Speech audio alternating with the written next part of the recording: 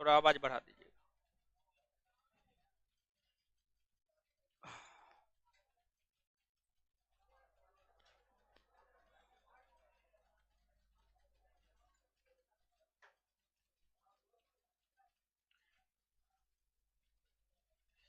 देखिए ना, हो मेरा काहे नहीं खुल रहा है, मेरा काहे नहीं खुल रहा है।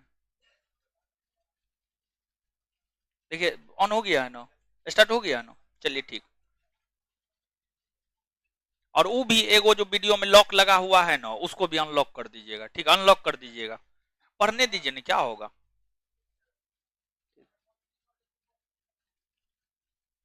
अब छूट गया तो अब थोड़े मिलेगा। अच्छा ठीक है, अनाउंस कर देते हैं हम। क्या कहते हैं, क्या नाम था, उस पे नाम लिखा हुआ था।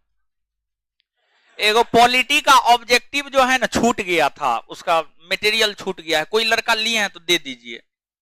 ऑब्जेक्टिव ना, ऑब्जेक्टिव कोई लड़का लिए हैं, नहीं देगा, लिया भी होगा नहीं देगा। किताब कॉपी नहीं देता है, अरे सही बता रहा, नहीं देता है, किताब कॉपी नहीं देता है, लेकिन दे देना चाहिए, गलत है। चलिए शांति बनाइए। अब क्या पढ़ा रहे थे बताइए थोड़ा सा।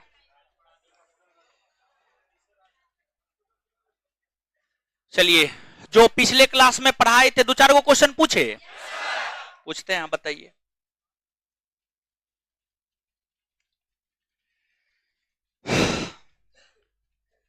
कौन अनुच्छेद कहता है इंडिया अर्थात भारत राज्यों का संघ। अनुच्छेद 1। चलिए, कौन अनुच्छेद कहता है भारत में संसद नए राज्यों को प्रवेश दिला सकता, नए राज्यों का गठन। कौन अनुच्छेद।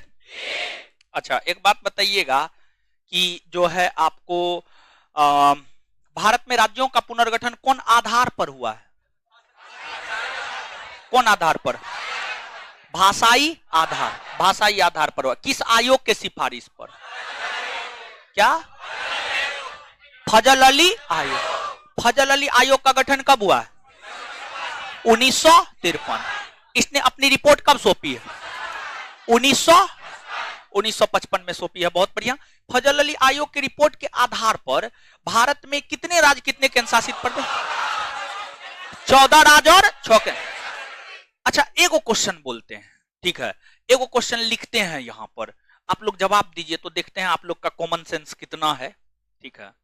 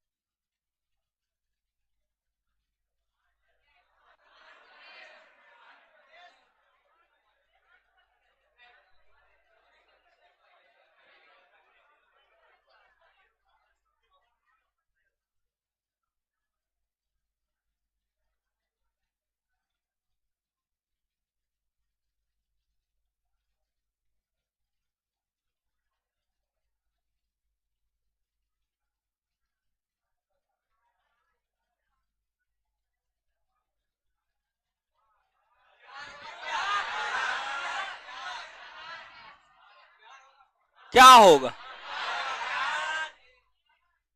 देखिए ये ठीक है कि यानी बिहार आप बोल रहे हैं कि 1912 में बिहार का गठन हुआ है, लेकिन हम उस संदर्भ में क्वेश्चन नहीं पूछे, हम राज्य पुनर्गठन के संदर्भ में क्वेश्चन पूछे हैं।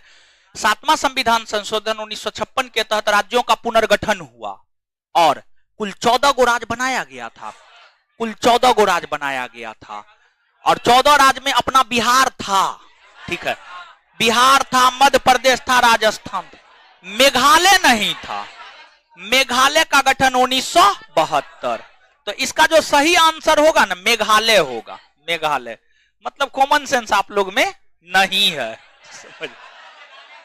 मेघालय बोले थे, मेघालय बोले थे तो कॉमन सेंस है, जो नहीं बोले थे, जो बिहार बोले थे उनमें कॉमन सेंस नहीं है। चलिए ठीक है, चलिए आगे बताइएगा कि गुजरात का गठन कब हुआ है, 1960। नागालैंड 1963। और एक बात बता, पंजाब का विभाजन कर हरियाणा का गठन कौन, और एक क्वेश्चन सुनिए ना, कौन आयोग के सिफारिश पर? शाह आयोग। कब हुआ है? 1900। हिमाचल प्रदेश का गठन 1971। मेघालय 1900, सिक्किम, अरुणाचल प्रदेश 1987। चलिए ठीक है, तो अब हम लोग आते हैं। देखिए ध्यान दीजिएगा, अब जहां तक पढ़ाए थे वहां से आगे बताते हैं। तो कुल मिलाकर के हम आपको यहां तक बता दिए थे कि भारत में टोटल 29 राज्य हो गए थे। 29 से 28 कैसे हुआ ये बात नहीं बताए थे। 29 से 28 ये बात बता दिए थे, नहीं ना बताए थे।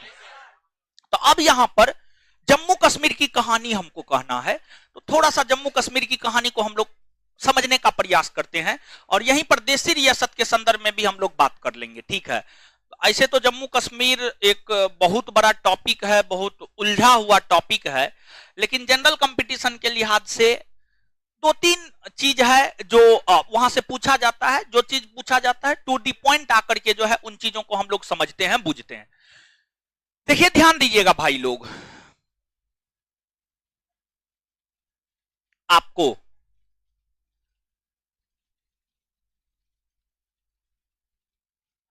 भारतीय संविधान में एक भाग है, उस भाग का नाम है भाग 21। भाग 21 भारतीय संविधान का भाग 21, भारतीय संविधान का भाग 21। भाग 21 में अस्थायी एवं संक्रमणशील संबंधी प्रावधान है। अस्थायी एवं संक्रमणशील संबंधी प्रावधान है। अस्थायी यानी जो अस्थायी नहीं है, समझ, जो अस्थायी नहीं है, तो अस्थायी प्रावधान है भाग 21 में। भाग 21 में अस्थायी प्रावधान है। भाग 21 में जो अस्थायी प्रावधान है, भाग 21 के अंतर्गत ही एक अनुच्छेद आता है, अनुच्छेद 370। अनुच्छेद 370 के तहत जम्मू कश्मीर राज्य को विशेष राज्य का दर्जा दिया गया था। जम्मू कश्मीर राज्य को विशेष राज्य का दर्जा अनुच्छेद 370 के तहत दिया गया था, और अनुच्छेद 370 भाग 21 के अंतर्गत अस्थायी प्रावधान में शामिल है। मतलब यह अस्थायी नहीं है, मतलब इसे समाप्त किया जा सकता है, इसे समाप्त किया जा सकता है।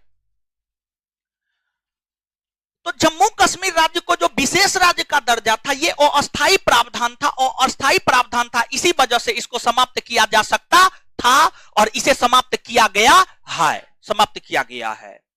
अब देखिएगा 2014 में केंद्र में मोदी जी की सरकार बनी, फिर 2019 में पुनः केंद्र में मोदी जी की सरकार बनी, और 2019 में जो पुनः केंद्र में मोदी जी की सरकार बनी, तो केंद्र की मोदी सरकार ने अपने दूसरे टर्म में जो पहला बड़ा काम किया है वह यह किया है कि जम्मू कश्मीर राज्य से अनुच्छेद 370 समाप्त कर दिया।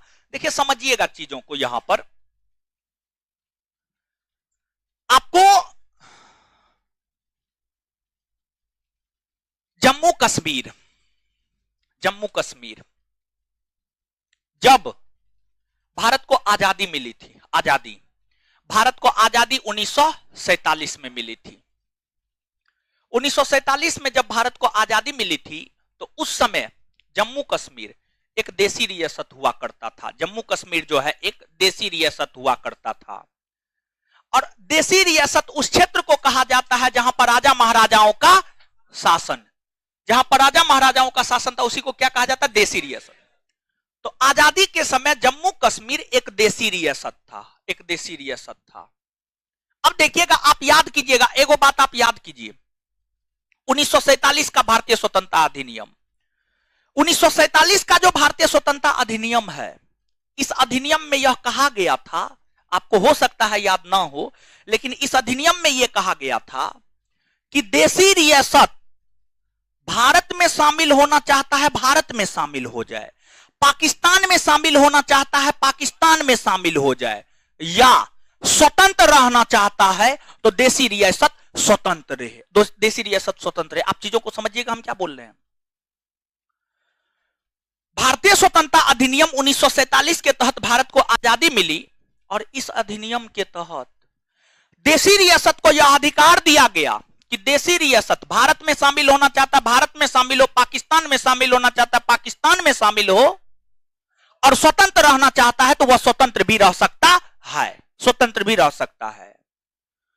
तो जो जम्मू कश्मीर था यह भारत और पाकिस्तान के बॉर्डर पर था। देखिए मानचित्र जब आप देखेंगे तो ये अपना देश भारत है, ये जिस समय के जम्मू कश्मीर की हम बात कर रहे हैं वो पूरा का पूरा जम्मू कश्मीर ये है, समझिए, वो पूरा का पूरा जम्मू कश्मीर जो है ये है, ये जम्मू कश्मीर का इलाका है। जम्मू कश्मीर ये अपना भारत है और इधर आपको पाकिस्तान है। तो जम्मू कश्मीर भारत और पाकिस्तान दोनों साथ बॉर्डर बनाता था, दोनों साथ बॉर्डर बनाता था। और आजादी के समय जम्मू कश्मीर में डोगरा वंश का शासन था, डोगरा वंश का शासन था। और यहां के शासक थे राजा हरि सिंह। राजा हरि सिंह हिंदू था, लेकिन यहां की जो अधिकतर आबादी थी ना, यहां की अधिकतर आबादी मुस्लिम थी, यहां की अधिकतर आबादी मुस्लिम थी। राजा हरि सिंह यह बात समझता था कि अगर हम भारत में शामिल हो जाएंगे तो हमारी जो राजतंत्रात्मक व्यवस्था है वह समाप्त हो जाएगी, हमारा जो विशेषाधिकार है वह समाप्त हो जाएगा। अगर पाकिस्तान में शामिल हो जाएंगे तब भी हमारे अधिकार समाप्त हो जाएंगे, समझिए, समाप्त हो जाएंगे। राजा हरि सिंह ने आजादी के समय यह तय किया कि ना हम भारत में मिलेंगे ना हम पाकिस्तान में मिलेंगे। राजा हरि सिंह ने आजादी के समय यह तय किया कि ना हम भारत में मिलेंगे ना ही हम पाकिस्तान में मिलेंगे, मतलब हम स्वतंत्र रहेंगे। हम क्या रहेंगे? स्वतंत्र रहेंगे। तो आजादी के समय जम्मू कश्मीर के राजा हरि सिंह ने अपने आप को स्वतंत्र रहने की घोषणा किया, लेकिन भारत का विभाजन और पाकिस्तान का निर्माण, पाकिस्तान के निर्माण में अगर किसी व्यक्ति का सबसे बड़ा योगदान है तो वह है मोहम्मद अली जिन्ना। मोहम्मद अली जिन्ना को ही पाकिस्तान का निर्माता कहा जाता है। और मोहम्मद अली जिन्ना सोते जागते उठते बैठते नींद में हमेशा यही सपना देखता था, कश्मीर पाकिस्तान में मिलाएंगे, कश्मीर पाकिस्तान में मिलाएंगे। यह सपना हमेशा मोहम्मद अली जिन्ना देखता था। और मोहम्मद अली जिन्ना ही यह सपना नहीं देखता था, बल्कि पूरे पाकिस्तान की सियासत, पूरे पाकिस्तान के आम लोग, शासन प्रशासन के लोग सब उठते जागते बैठते यही सपना देखता था कि कश्मीर को भारत में मिलाना है, कश्मीर को पाकिस्तान में मिलाना है, कश्मीर को पाकिस्तान में मिलाना है, कश्मीर को पाकिस्तान में मिलाना है। और मोहम्मद अली जिन्ना को कैंसर था, कैंसर, समझ गए, सिगरेट बहुत धुकता था, बहुत सिगरेट पीता था। अरे यही सत्य है। तो मोहम्मद अली जिन्ना को कैंसर था, ये बात कांग्रेस के लोग नहीं जानते थे। कांग्रेस के लोग अगर जानते ना, स्पेशली गांधी जी भी अगर जान जाते कि जो है मोहम्मद अली जिन्ना को कैंसर ही, ज्यादा दिन का मेहमान ना है, तो देश को आजादी में थोड़ा और टाइम लगा देते, मतलब 1985 में देश आजाद होता, लेकिन भारत का विभाजन गांधी जी नहीं होने देते, समझ गए।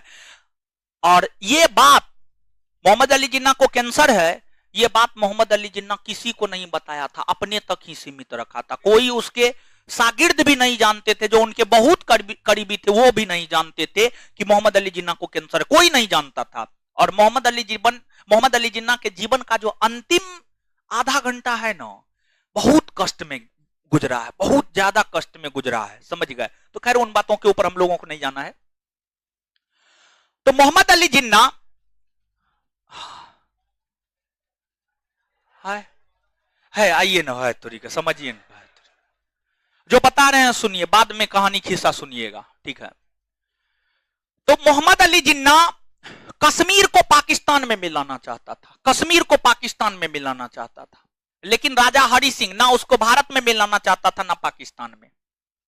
अब देखिए, मोहम्मद अली जिन्ना को यह बात पता था कि हम ज्यादा दिन के मेहमान नहीं है, और मोहम्मद अली जिन्ना को यह भी बात पता था कि अगर हम कश्मीर को पाकिस्तान में मिला लिए तब कश्मीर पाकिस्तान का अंग बन जाएगा, लेकिन अगर हम मिला के नहीं जा सके तो कभी भी कश्मीर पाकिस्तान का अंग नहीं बनेगा। ये मोहम्मद अली जिन्ना को पता था। तो मोहम्मद अली जिन्ना पाकिस्तान के प्रथम गवर्नर जनरल बने थे, पाकिस्तान के प्रथम गवर्नर जनरल बने थे। मोहम्मद अली जिन्ना ने पाकिस्तान के सैनिकों को कहा कि आप पाकिस्तान के सेना के वेशभूषा में कश्मीर पर मत आक्रमण कीजिए, आप घुसपैठी के रूप में, आतंकवादी के रूप में, घुसपैठी या आतंकवादी के रूप में कश्मीर पर आक्रमण कीजिए।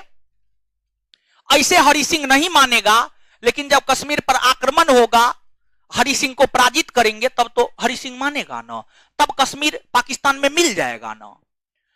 तो मोहम्मद अली जिन्ना के दिशा निर्देश पर, मोहम्मद अली जिन्ना के दिशा निर्देश पर पाकिस्तानी सैनिक घुसपैठी या आतंकवादी के तौर पर 20 अक्टूबर 1947 को, 20 अक्टूबर 1947 को कश्मीर पर आक्रमण किया, कश्मीर पर आक्रमण किया। क्लियर है? कश्मीर पर आक्रमण किया। 20 अक्टूबर 1947 को पाकिस्तानी सैनिक घुसपैठी के रूप में कश्मीर पर आक्रमण किया, और पाकिस्तानी सैनिक जब कश्मीर पर आक्रमण किया, किसी को नहीं छोड़ा, बूढ़ा, बच्चा, समझ गए, लंगड़ा, लूल्हा, किसी को नहीं छोड़ा, महिला, किसी को नहीं, समझ गए।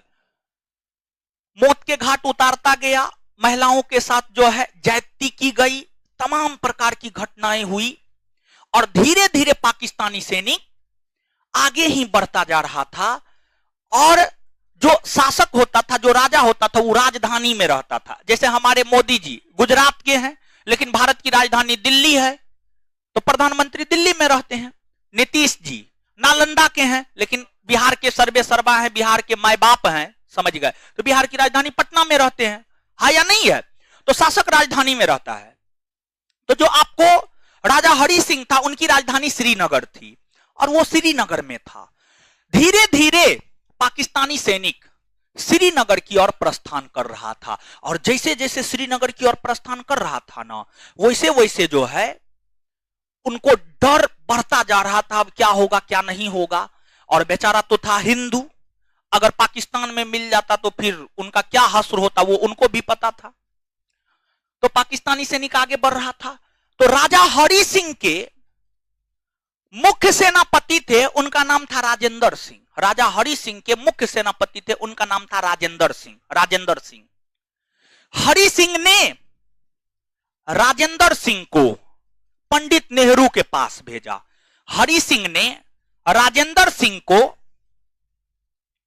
पंडित नेहरू के पास भेजा। पंडित नेहरू के पास भेजा। राजेंद्र सिंह पंडित नेहरू के पास आए। राजेंद्र सिंह ने पंडित जवाहरलाल नेहरू को कहा कि पाकिस्तानी सैनिक कश्मीर पर आक्रमण कर दिया है, आप हमको सहायता कीजिए, आप हमको सहायता कीजिए। तो पंडित नेहरू सहायता करने के लिए तैयार हो गया, कहा एकदम हम आपका सहायता करेंगे। लेकिन इस समय भारत के जो गवर्नर जनरल थे वे लॉर्ड माउंटबेटन थे। लॉर्ड माउंटबेटन ने पंडित नेहरू को कहा कि आप हरि सिंह का मदद क्यों कीजिएगा, आप हरि सिंह का मदद क्यों कीजिएगा। अगर हरि सिंह कश्मीर को भारत में मिलाने के पक्ष में विलय पत्र पर हस्ताक्षर करता है और कश्मीर भारत का अंग बन जाता है, तब आप मदद कीजिएगा, और अगर ऐसा नहीं होता है तो आप मदद नहीं कीजिएगा। अच्छी सलाह थी ये अपने आप में। अब सुनिएगा, देखिए जो घटना हो रहा है 20 अक्टूबर 1947 से 26 अक्टूबर 1947 के बीच की घटना, 20 अक्टूबर 1947 से 26 अक्टूबर 1947 के बीच की घटना, 20 अक्टूबर 1947 से 26 अक्टूबर 1947 के बीच की घटना है। और इस दौरान भारत के गवर्नर जनरल लॉर्ड माउंटबेटन ही थे। लॉर्ड माउंटबेटन ने पंडित नेहरू को कहा कि आप कश्मीर को तब तक मदद नहीं कर सकते हैं जब तक कि कश्मीर भारत में मिला नहीं दिया जाता है। पंडित नेहरू को जब यह बात माउंटबेटन ने कहा तो पंडित नेहरू ने यह बात राजेंद्र सिंह को कहा। पंडित नेहरू ने राजेंद्र सिंह को यह कहा कि कश्मीर को पहले आप भारत में मिलाइए, कश्मीर को अगर आप भारत में मिला देते हैं तब हम आपकी मदद करेंगे, तब भारत सरकार आपकी मदद करेगा, नहीं तो भारत सरकार आपकी मदद नहीं करेगा। राजेंद्र सिंह को यह बात कह दिया गया। राजेंद्र सिंह श्रीनगर गए, हरि सिंह से मिले और राजेंद्र सिंह ने हरि सिंह को यह कहा कि पंडित नेहरू भी आपकी मदद तभी करेंगे जब आप कश्मीर को भारत में मिला दीजिएगा, कश्मीर को भारत में मिला दीजिएगा। अब हरि सिंह सोचने लगा अब क्या करें, अगर भारत में नहीं मिलाते हैं तो कश्मीर पाकिस्तान में मिल जाएगा, अगर भारत में मिला देते हैं तो हमारा सारा अधिकार समाप्त हो जाएगा। दो ऑप्शन था उसके पास, या तो पाकिस्तानी सेना से युद्ध हार के कश्मीर को पाकिस्तान में मिला देना, और दूसरा था विलय पत्र पर हस्ताक्षर करके भारत में शामिल हो जाना, भारत में शामिल हो जाना। तो काफी विचार विमर्श के बाद हरि सिंह ने यह तय किया कि भारत में ही मिलना हमारे लिए बेहतर है, भारत में ही मिलना हमारे लिए बेहतर है। कोई रास्ता हरि सिंह के पास नहीं था। अंततः हरि सिंह ने 26 अक्टूबर 1947 को विलय पत्र पर हस्ताक्षर किया और विलय पत्र पर हस्ताक्षर करके कश्मीर को भारत में मिलाने की घोषणा की।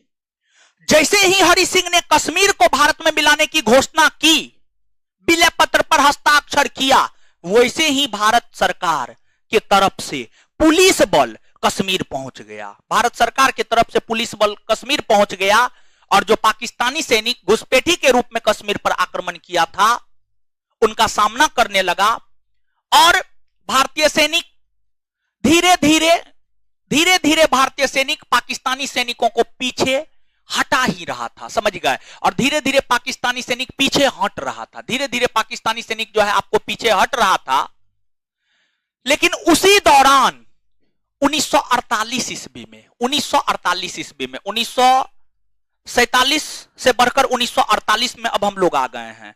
तो 1947 में 26 अक्टूबर 1947 27 अक्टूबर 1947 को भारत के सैनिक कश्मीर पहुंच गए और 27 अक्टूबर 1947 से भारतीय सैनिक धीरे धीरे पाकिस्तानी सैनिक को जो है कश्मीर से बाहर खदेड़ने लगा। उसी दौरान पंडित जवाहरलाल नेहरू ने कश्मीर की मुद्दा लॉर्ड माउंटबेटन के कहने पर यूएनओ में उठा दिया, संयुक्त राष्ट्र संघ में उठा दिया, यूएनओ में उठा दिया, संयुक्त राष्ट्र संघ में उठा दिया। देखिए ध्यान दीजिएगा, जो आपको पंडित नेहरू थे वो लॉर्ड माउंटबेटन पर काफी विश्वास करने लगे थे। कुछ ऐसा चीज हुआ था कि विश्वास जायज था, विश्वास करना जायज था। तो पंडित नेहरू लॉर्ड माउंटबेटन पर काफी ज्यादा विश्वास करने लगे और कश्मीर में जो युद्ध हो रहा था भारतीय सैनिक और पाकिस्तानी सैनिक के बीच में, माउंटबेटन ने पंडित नेहरू को कहा कि आप इस मुद्दा को यूएनओ में उठाइए, यूएनओ संयुक्त राष्ट्र संघ में उठाइए, संयुक्त राष्ट्र संघ में उठाइए। और पंडित नेहरू ने माउंटबेटन के कहने पर ही कश्मीर की मुद्दा को यूएनओ में उठाया। और जब कश्मीर की मुद्दा को यूएनओ में उठाया गया ना, तो यूएनओ ने एक आदेश पारित किया और यूएनओ ने आदेश पारित करते हुए यह कहा, जो सेना जहां है वहीं रुक जाए, जो सेना जहां है वहीं रुक जाए। इसमें हुआ कि जो सेना जहां था वहीं रुक गया। अगर पंडित नेहरू यूएनओ में कश्मीर की मुद्दा नहीं उठाता तो पूरा कश्मीर आज हमारा होता। तो पंडित नेहरू की गलती है, लेकिन ऐसा नहीं है कि पंडित नेहरू जानबूझ करके ऐसा किए हैं। देखिए जब आप कोई भी काम करते हैं ना तो गलती हो जाता है, समझे, गलती हो जाता है। अगर पंडित नेहरू, देखिए क्या है, अगर पंडित नेहरू मुद्दा नहीं उठाते तो भारतीय सैनिक पीछे तो कर ही रहा था, धीरे धीरे 2 महीना 3 महीना 4 महीना 5 महीना और लगता, साल भर और लगता। लेकिन पूरा पाकिस्तानी सैनिक को, क्योंकि भारत के पास उस समय हर चीज था, पाकिस्तान के पास उतना कुछ नहीं था, कुछ भी नहीं था, पाकिस्तान के पास कुछ भी नहीं था, एक प्रकार से मान लीजिए, समझ गए।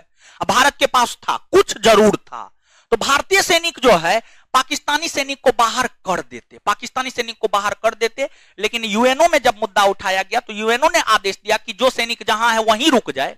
तो इसमें हुआ ये कि कश्मीर के कुछ इलाका में पाकिस्तानी सैनिक था ही, पाकिस्तानी सैनिक था ही। अब कश्मीर के कुछ इलाका में पाकिस्तानी सैनिक था ही, तो वह पाकिस्तान का अंग माना गया, पाकिस्तान का अंग माना गया।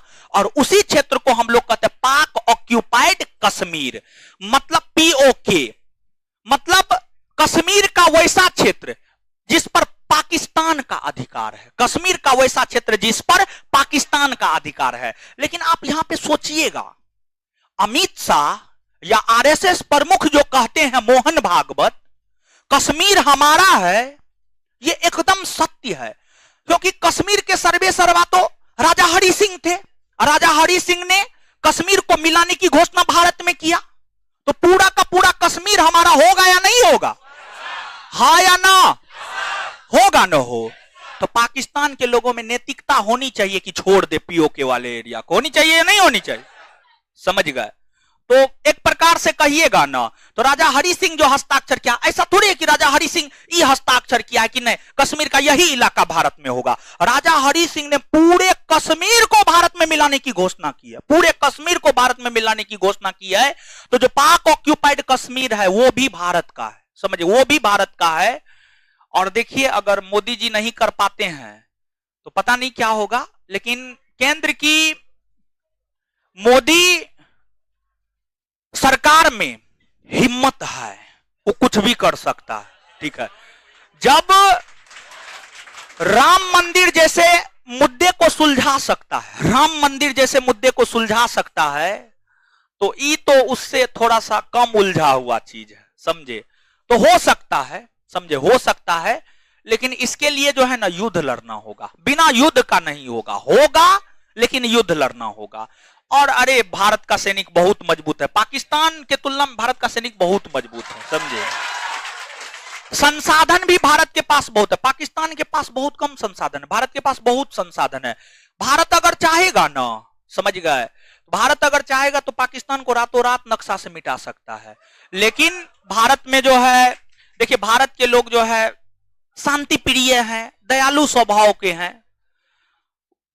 समझ गए। तो इसी वजह से, लेकिन योगी जी जैसा अगर प्रधानमंत्री मिल गया तो कुछ भी हो जाएगा, ठीक है। चलिए, तो चलिए अब आते हैं, सुनिए, अब हल्ला मत कीजिए, देखिए ध्यान दीजिएगा। तो अब देखिएगा, इस प्रकार से कश्मीर भारत का अंग बना, कश्मीर भारत का अंग बना। और जब कश्मीर भारत का अंग बना ना, तो कश्मीर को राज्य का दर्जा दिया गया था, पूर्ण राज्य का दर्जा, कश्मीर को पूर्ण राज्य का दर्जा दिया गया था, पूर्ण राज्य का दर्जा। और एक चीज आप समझिएगा, ये जो हम बोले हैं, हमारी बातों से आप सहमत हैं या नहीं है कि कश्मीर पूरा भारत का है ना, हो सहमत होइए। क्योंकि कश्मीर तो राजा हरि सिंह के अधीन था, वो तो पूरा कश्मीर को मिलाने की बात किया था, समझिए। तो कश्मीर पूरा का एकदम सहमत होइए, दावा करके, ताल ठोक करके कहिए ये बात, समझ गए, इसमें शर्माइए नहीं, समझ गए।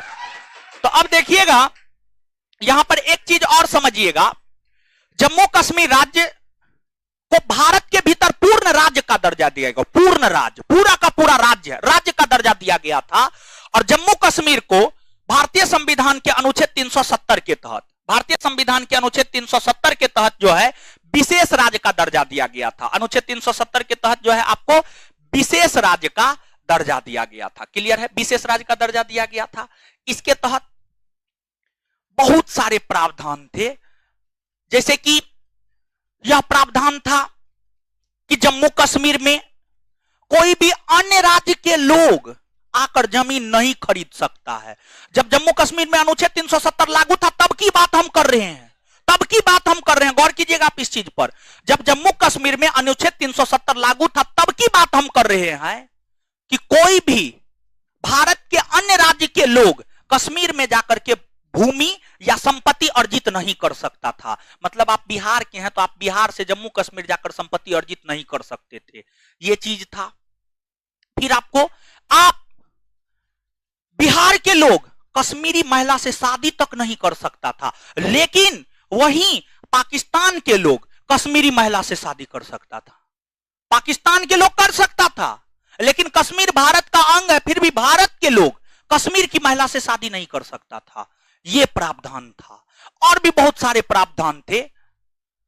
जब केंद्र में मोदी जी की सरकार आई तो केंद्र की मोदी सरकार ने काफी हिम्मत करके यह कदम उठाया, और हम आपको यह बात बताए हैं कि भाग 21 में अस्थायी एवं संक्रमणशील प्रावधान है। अस्थायी मतलब इसको हटाया जा सकता है, तो इसको हटाया जा सकता था। कांग्रेस भी इसको हटा सकता था, ऐसा नहीं है कि कांग्रेस नहीं हटा सकता था। संविधान में प्रावधान था कि कांग्रेस भी इसको हटा सकता था, लेकिन फिर भी कांग्रेस हिम्मत नहीं किया। लेकिन केंद्र की मोदी सरकार जो है आपको हिम्मत किया, और जम्मू कश्मीर राज्य से विशेष राज्य का दर्जा छीनने हेतु जम्मू कश्मीर राज्य से अनुच्छेद 370 को समाप्त कर दिया। जम्मू कश्मीर राज्य से अनुच्छेद 370 को समाप्त कर दिया। अब कोई भी भारत के लोग, चाहे आप बिहार के हैं, झारखंड के हैं, आप कश्मीर में जाकर के जमीन खरीद सकते हैं। आप कश्मीर की लड़की से विवाह शादी कर सकते हैं। अब के प्रावधान के तहत कोई पाकिस्तानी कश्मीर की लड़की से विवाह शादी नहीं कर सकता है, लेकिन भारतीय लोग कर सकते हैं वर्तमान के प्रावधान के तहत। बात यह है। तो अब देखिएगा 2019 में, अगस्त 2019 में आपको 5 अगस्त, ठीक है छोड़िए ना, अगस्त 2019 में केंद्र की मोदी सरकार ने जम्मू कश्मीर राज्य से अनुच्छेद 370 समाप्त करने हेतु तथा जम्मू कश्मीर राज्य से राज्य का दर्जा छीनने, इसके बाद जम्मू कश्मीर राज्य को दो केंद्र शासित प्रदेश जम्मू कश्मीर और लद्दाख बनाने हेतु जम्मू कश्मीर राज्य पुनर्गठन विधेयक 2019 लाया। जम्मू कश्मीर राज्य पुनर्गठन विधेयक 2019 लाया, और जम्मू कश्मीर राज्य पुनर्गठन विधेयक 2019 को भारत की संसद ने अनुमति दिया, और भारत की संसद की जैसे ही अनुमति मिली तो अनुच्छेद 370 समाप्त हो गया। जम्मू कश्मीर राज्य से राज्य का दर्जा छीन लिया गया, और इसे दो केंद्र शासित प्रदेश जम्मू कश्मीर और लद्दाख में बांट दिया गया है। वर्तमान में जम्मू कश्मीर राज्य नहीं है। जब भारत में 29 राज्य था, तो उस 29 राज्य में एक जम्मू कश्मीर भी राज्य था। जब जम्मू कश्मीर राज्य से राज्य का दर्जा छीन लिया गया, तो अब राज्यों की संख्या घट करके कितना रह गई है? 28। कितना रह गई है? 28। और जम्मू कश्मीर राज्य वर्तमान समय में केंद्र शासित प्रदेश है, और दो केंद्र शासित प्रदेश है, एक जम्मू कश्मीर और दूसरा लद्दाख। क्लियर है? तो ये चीज है, आप याद रखिएगा। यहां पर एक चीज हम आपको बता रहे हैं, ये तो हमने आपको ये बताया है कि कैसे भारत में 29 राज्य था, तो जम्मू कश्मीर राज्य था या नहीं था? लेकिन वर्तमान में 28 राज्य है, तो क्या जम्मू कश्मीर राज्य है? क्या है जम्मू कश्मीर? जम्मू कश्मीर से राज्य का दर्जा छीन करके कितने केंद्र शासित प्रदेश में? कौन कौन? जम्मू कश्मीर और, बात क्लियर है इतना? अब देखिएगा, अब हम लोग बात करते हैं देशी रियासत को लेकर के। आजादी के समय देशी रियासत को लेकर के क्या स्थिति थी, समझ गए? इसको लेकर के अब हम आपके साथ चर्चा करते हैं। देखिए ध्यान दीजिएगा भाई जी लोग, आपको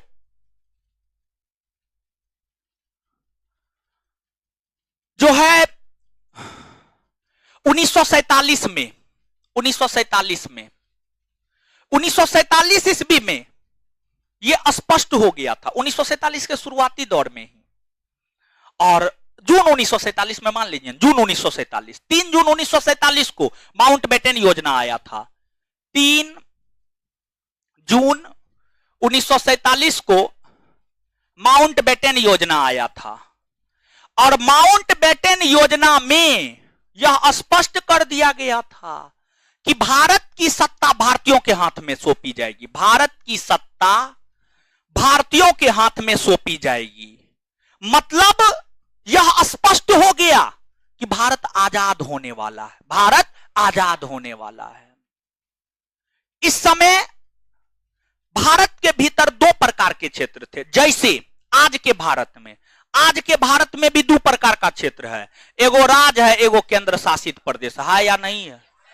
आज के भारत में भी दो क्षेत्र है, एगो राज और एगो केंद्र शासित प्रदेश। मानचित्र पर देखिएगा, ओडिशा राज्य है, छत्तीसगढ़ राज्य है, झारखंड राज्य है, बिहार राज्य है। लेकिन अंडमान निकोबार द्वीप समूह केंद्र शासित प्रदेश है, पुडुचेरी केंद्र शासित प्रदेश है, लक्षद्वीप केंद्र शासित प्रदेश है, दादर नगर हवेली केंद्र शासित प्रदेश है, लद्दाख केंद्र शासित प्रदेश है, जम्मू कश्मीर केंद्र शासित प्रदेश है, दिल्ली केंद्र शासित प्रदेश है, चंडीगढ़ केंद्र शासित प्रदेश है। फिर भारत में राज्य है और केंद्र शासित प्रदेश है वर्तमान में भी। वैसे ही आजादी के समय की भी हम बात करें तो आजादी के समय में भी भारत में दो प्रकार के क्षेत्र हुआ करते थे, एक आपको राज्य हुआ करता था और दूसरा देसी रियासत, दूसरा आपको देसी रियासत, देसी रियासत। और उस समय राज्य को ब्रिटिश प्रांत कहा जाता था। राज्य को क्या कहा जाता था? ब्रिटिश प्रांत। राज्य को ब्रिटिश प्रांत कहा जाता था, समझ गए। और देखिए आजादी के समय अगर हम देसी रियासत की संख्या की बात करें तो देसी रियासत की संख्या को लेकर काफी विवाद है। अलग अलग बुक अलग अलग डाटा देता है। कुछ बुक 542, कुछ बुक 552 और कुछ बुक 565, ठीक है, कुछ बुक 565 ये देता है। लेकिन आपको जो याद रखना है 542 याद रखना है। क्या याद रखना है? 542। आजादी के समय देसी रियासतों की कुल संख्या 542 थी। देसी रियासतों की कुल संख्या 542 थी। और देसी रियासत का मतलब आप समझते होंगे जहां राजा महाराजा का शासन था। और एक बात आज के सेशन में भी हम आपको बताए हैं, भारतीय स्वतंत्रता अधिनियम 1947 देसी रियासत को क्या अधिकार देता है? देसी रियासत को यह अधिकार देता है कि वह भारत में मिल जाए, पाकिस्तान में मिल जाए या स्वतंत्र है। तो अब देखिए देसी रियासत ऐसे कैसे हो सकता है? भारत में ही कुछ क्षेत्र स्वतंत्र है, कहीं पर राजा महाराजा का शासन है, कहीं पर भारत सरकार का शासन है, ये तो पॉसिबल है नहीं। तो अब देसी रियासत को भारत में मिलाने की जिम्मेदारी जो 542 देसी रियासत था, 542 के 542 देसी रियासत को भारत में मिलाने की जिम्मेदारी सरदार पटेल को सौंपी गई। सरदार पटेल। और जानते हैं सरदार पटेल के अलावा अगर यह जिम्मेदारी किसी और को सौंपा जाता ना तो वो नहीं कर सकता था। लेकिन सरदार पटेल के काम करने का तरीका जो था ना, उसके काम करने का तरीका ही अलग था, समझे। गांधी जी से भी बेहतर तरीका था सरदार पटेल का। भले ही सरदार पटेल गांधी के शिष्य हो, सरदार पटेल गांधी के शिष्य थे, गांधी के चेला थे, एक प्रकार से कहिए तो गांधी के चेला थे सरदार पटेल, पंडित नेहरू। लेकिन सरदार पटेल के काम करने का तरीका गांधी से भी बेहतर था और गांधी जी इस बात को एक्सेप्ट करते थे। गांधी जी जानते हैं दो लोग से गांधी जी भी प्रभावित थे, एगो सुभाष चंद्र बोस, दूसरा सरदार पटेल। अगर ये दोनों नेता कुछ बात कह दिया तो गांधी को भी मानना होता था, समझ गए। ये दोनों के काम करने का तरीका ऐसा था, समझ गए। तो अब देखिएगा सरदार पटेल को यह जिम्मेदारी दी गई। सरदार पटेल को देसी रियासत को भारत में मिलाना था। सरदार पटेल जब देसी रियासत को भारत में मिलाने की शुरुआत किया और यह काम सरदार पटेल जून 1947 से ही करना शुरू कर दिया था। 3 जून 1947 के बाद से ही करना शुरू कर दिया था। 3 जून 1947 के बाद से ही करना शुरू कर दिया। और सरदार पटेल ने 3 जून 1947 से 15 अगस्त 1947, 15 अगस्त 1947 इस बीच में 542 में से 539 देसी रियासत को जीतकर 539 देसी रियासत को भारत में मिला लिया। 539 देसी रियासत को भारत में मिला लिया। इतना कम समय में इतने अधिक देसी रियासत को जीतकर भारत में मिला लिया सरदार पटेल ने।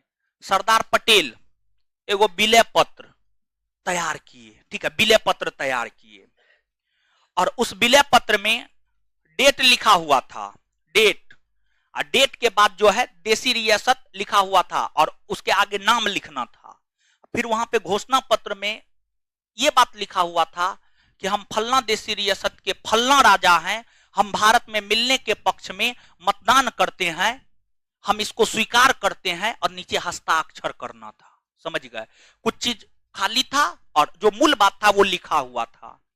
सरदार पटेल एक हाथ में लाठी लिए और दूसरे हाथ में लड्डू, समझे, दूसरे हाथ में लड्डू और एक हाथ में लाठी। लाइट कैसे खत्म हो गया है? जनरेटर स्टार्ट करना होगा। कैसे खराब हो गया? कैसे खराब हो गया? अच्छा सुनिए ना, लाइट चल रहा है ना, कितना देर में स्टार्ट करेगा? है हाँ, हो गया, स्टार्ट हो गया। चलिए, तो अब देखिएगा, सरदार पटेल लाठी और मिठाई दोनों लेके निकले, ठीक है। और सरदार पटेल जब देसी रियासत को भारत में मिलाने के लिए काम कर रहे थे, तो सरदार पटेल का साथ वीपी मेनन दे रहा था। वीपी मेनन के साथ सरदार पटेल का साथ लॉर्ड माउंटबेटन और उसकी पत्नी भी दे रही थी। समझिए, लॉर्ड माउंटबेटन और उसकी पत्नी भी दे रही थी सरदार पटेल का साथ। समझ गए? तो अब देखिएगा, देसी रियासत के राजा महाराजा के पास सरदार पटेल जाते थे, दूरदर्शी तो थे ही, पहले उसको बोलते थे, आराम से प्यार से समझाते थे कि भारत में मिल जाइए, बेहतर रहेगा। तो कुछ देसी रियासत जो है डर से ही, समझ गए, एकदम हस्ताक्षर कर देता था। समझे, कुछ देसी रियासत डर से ही हस्ताक्षर कर देता था। जो हस्ताक्षर कर देता था उसको लड्डू खिला दिया करते थे। समझे, जो थोड़ा सा भी इधर उधर बकता था तो उसको पहले धमकी देते थे। धमकी पे मान गया ठीक है, और नहीं तो लाठी से डेंगा देते थे। समझे, कैसे नहीं मिलेगा? गृह मंत्रालय उनके पास था, गृह मंत्रालय। और जिनके पास गृह मंत्रालय होता है ना, सेना उसी के अधीन होता है। समझ गए? सेना को कह देता था जाके इसको सहित क्या हो तो ठीक। तो आराम से, यानी कहने का मतलब ये हुआ कि हम आपको ये बात बताना चाह रहे हैं कि प्यार से माने तो माने, और नहीं तो फिर डंडा से भी मनवा लेते थे। तो 542 में से 539 को मिला लिए, और 15 अगस्त 1947 से पहले मिला लिए। यहां पे गौर कीजिएगा, 542 में से 539 देसी रियासत को आजादी से पहले मिला लिए, 15 अगस्त 1947 से पहले मिला लिए। लेकिन 3 देसी रियासत ऐसा हुआ जो 15 अगस्त 1947 तक नहीं मिलाया जा सका। उसमें एक आपको जम्मू कश्मीर, दूसरा आपको हैदराबाद, और तीसरा की हम बात करें तो तीसरा था आपको जूनागढ़। तीसरा था आपको जूनागढ़। तो जम्मू कश्मीर के विषय में तो बता दिए हैं। जम्मू कश्मीर को 26 अक्टूबर 1947 को विलय पत्र पर हस्ताक्षर के माध्यम से, विलय पत्र पर हस्ताक्षर के माध्यम से। हैदराबाद, जानते हैं रेलवे ये प्रश्न पूछा है, भारत का सबसे बड़ा देसी रियासत कौन था? भारत में जो 542 देसी रियासत था उसमें सबसे बड़ा देसी रियासत हैदराबाद था। और हैदराबाद जितना बड़ा इटली देश है ना, इटली का नाम सुने हैं? इटली देश, इटली की राजधानी रोम, जहां पर विराट कोहली जाके शादी किया था। समझ गए? वही इटली। जितना बड़ा इटली है उतना बड़ा हैदराबाद था। समझ गए? तो सभी देसी रियासतों में सबसे बड़ा देसी रियासत हैदराबाद था। रेलवे का ये पूछा हुआ क्वेश्चन है, रेलवे का क्वेश्चन बैंक देखिएगा तो आपको मिल जाएगा। और हाल फिलहाल में 2017-18 में जो एनटीपीसी हुआ है ना, उसमें ये क्वेश्चन पूछा है। एनटीपीसी 2017-18 में जो हुआ था, समझ गए, उसमें ये क्वेश्चन पूछा गया है। तो हैदराबाद सबसे बड़ा देसी रियासत था। हैदराबाद में मुसलमानों की संख्या सबसे ज्यादा, और यहां के शासक भी मुस्लिम ही थे। और हैदराबाद क्या कह रहा था जानते हैं? देखिए हैदराबाद कहां है। हैदराबाद यहां पर है, समझे, हैदराबाद जो है यहां पर है, ई है हैदराबाद, समझे। और ई क्या कह रहा था जानते हैं? ई कह रहा था कि हम पाकिस्तान में मिलेंगे, पाकिस्तान में मिलेंगे। बताइए, भारत के एकदम लगभग दक्षिणी भाग में बीचों बीच में है, और ई कह रहा है हम पाकिस्तान में मिलेंगे। तो दो पाकिस्तान बना था, एगो पूर्वी एगो पश्चिमी। मतलब इसका शासन यहां से चलता, समझ गए, इसका शासन यहां से चलता। ये पॉसिबल था? कभी भी पॉसिबल नहीं था। और हैदराबाद देसी रियासत ने भारत सरकार को यह कहा कि आप हमको 1 साल का टाइम दीजिए, 1 साल का टाइम दीजिए, और 1 साल में हम सोच विचार करके जो है आपको बताएंगे कि क्या करना है हमको, क्या नहीं करना है। तो भारत सरकार को लगा चलिए ठीक है, 1 साल का टाइम देते हैं, आप सोचिए विचारिए। तो आप आपसे यह प्रश्न पूछा जाता है, आजादी के समय किस देशी रियासत ने 1 वर्ष तक अपने यहां यथास्थिति बनाए रखने की मांग भारत सरकार से की थी? हैदराबाद। काफी अच्छा क्वेश्चन है, बहुत अच्छा क्वेश्चन है, ये समझ गए, ये क्वेश्चन पूछा जाता है। तो हैदराबाद, तो अगस्त 1947 से अगस्त 1948 तक हैदराबाद को टाइम दिया गया सोचने के लिए कि आप सोचिए आपको क्या करना है। लेकिन अगस्त 1948 के बाद भी हैदराबाद वही राग अलाप रहा था कि हमको पाकिस्तानी में मिलना है। तो अब सरदार पटेल को लगा कि ऐसे नहीं मानेगा, ठीक है, इस पे कुछ करेंगे। इसके बाद सरदार पटेल ने अपने अधीन आने वाले सैनिकों को कहा, जाइए कुछ कीजिए ताकि हैदराबाद मिल जाए। सरदार पटेल के आदेश पर भारत सरकार की पुलिस, भारतीय सैनिक सितंबर 1948 में हैदराबाद पहुंचा। सितंबर 1948 में हैदराबाद पहुंचा और हैदराबाद पहुंचने के बाद समझ गए वहां के शासक को इतना कूटा, समझ गए कि कहा अब हम भारत में मिलेंगे, नहीं जाएंगे पाकिस्तान। और यहां पर पुलिस के द्वारा, सैनिक के द्वारा एक कार्रवाई की गई थी जिसे हम लोग ऑपरेशन पोलो कहते हैं। ऑपरेशन पोलो, ऑपरेशन पोलो कहते हैं। ऑपरेशन पोलो के तहत हैदराबाद को सितंबर 1948 ईस्वी में सैनिक कार्रवाई या पुलिसिया कार्रवाई के तहत जो है हैदराबाद को भारत में मिला लिया गया। हैदराबाद को भारत में मिला लिया गया सितंबर 1948। इसके बाद जूनागढ़। जूनागढ़ कहां है जानते हैं? गुजरात में। जूनागढ़ कहां है? गुजरात में। ये देखिए अपना गुजरात है, ये गुजरात है। और गुजरात की हम बात करें तो गुजरात पाकिस्तान के साथ बॉर्डर साझा करता है, पाकिस्तान के साथ बॉर्डर साझा करता है। तो गुजरात की क्या स्थिति थी सुनिएगा। गुजरात के शासक मुस्लिम थे और यहां की अधिकतर जनता हिंदू। गुजरात की अधिकतर जनता हिंदू और यहां के शासक मुस्लिम। तो यहां के शासक जो मुस्लिम थे उसने गुजरात को पाकिस्तान में मिलाने को लेकर पाकिस्तान के साथ समझौता करके विलय पत्र पर हस्ताक्षर कर दिया। विलय पत्र पर हस्ताक्षर कर दिया। जैसे ही गुजरात की जनता को पता चला, गुजरात की जनता ने उस शासक के खिलाफ विद्रोह कर दिया और ऐसा लगा उसको कि अब लगता है यहां की जनता हमको मार न दे, तो ये भाग के पाकिस्तान चला गया। भाग के पाकिस्तान चला गया मतलब जो विलय पत्र पर हस्ताक्षर करके गुजरात को पाकिस्तान में मिलाने की बात की, वो गुजरात की जनता के डर से भागकर पाकिस्तान चला गया। इसके बाद भारत सरकार ने यह तय किया कि गुजरात में हम जूनागढ़ में हम जनमत संग्रह करवाते हैं और जूनागढ़ में जनमत संग्रह हुआ। जनमत संग्रह में 99.99% लोगों ने इस पक्ष में मतदान किया कि हम भारत में शामिल होंगे। इस प्रकार जूनागढ़ को जनमत संग्रह के माध्यम से भारत में मिलाया गया। और जूनागढ़ को जनमत संग्रह के माध्यम से जो भारत में मिलाया गया है वह आपको फरवरी 1948। जैसे आप यहां पर यह बात याद रखे हुए हैं, सबसे बड़ा देशी रियासत हैदराबाद, वैसे ही जो सबसे छोटा देशी रियासत था वह बिलबारी था। समझ गए? 542 देशी रियासत में सबसे बड़ा देशी रियासत हैदराबाद और सबसे छोटा देशी रियासत की हम बात करें तो सबसे छोटा देशी रियासत बिलबारी।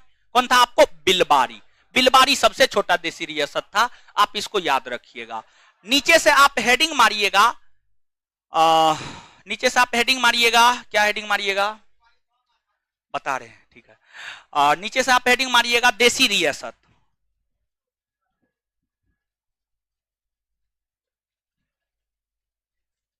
देशी रियासत, देशी रियासत, देशी रियासतों का एकीकरण। हेडिंग मारिएगा देशी रियासतों का एकीकरण।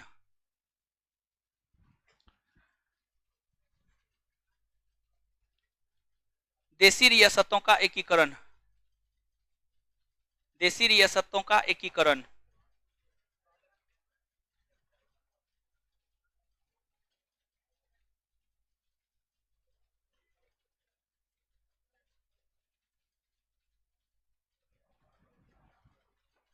लिखिएगा।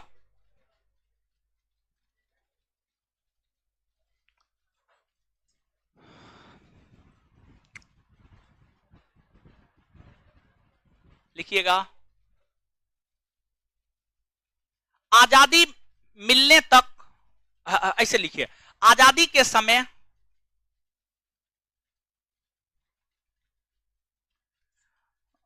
विकास सिंघानिया जी, आशुतोष आर्या जी, आप सभी लोग, अरे आप लोग को नहीं बोल रहे हैं, आप सभी लोग को बोल रहे हैं कि मॉडर्न का जो है वीडियो अवेलेबल है एप्लीकेशन पर, तब तक आप देखिए, और जैसे ही हमको टाइम मिलता है हम आपको सूचना देकर के मॉडर्न हिस्ट्री खत्म कर देंगे जल्दी। जो भी लोग कमेंट कर रहे हैं मॉडर्न हिस्ट्री को लेकर के, एप्लीकेशन पर सारा वीडियो है, जहां तक पढ़ा है उससे आगे का सारा वीडियो है, आप उसको देखिए तब तक, और जैसे ही हमको टाइम मिलता है वैसे ही हम आपको पढ़ा देते हैं। ठीक है, टाइम निकाल करके बहुत जल्दी सूचना देकर के हम स्टार्ट कर देंगे। ठीक है, लिखिए। आजादी के समय भारत में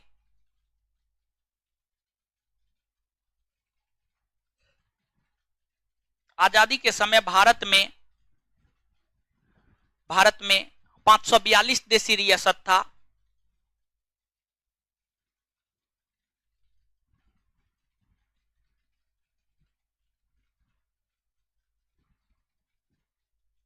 आजादी के समय भारत में 542 देशी रियासत था,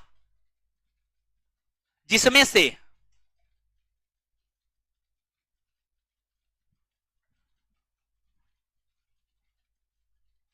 जिसमें से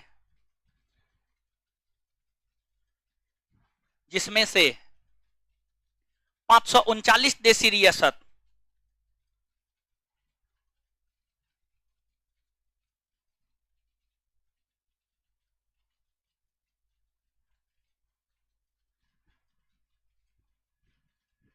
जिसमें से 539 देशी रियासत को आजादी से पूर्व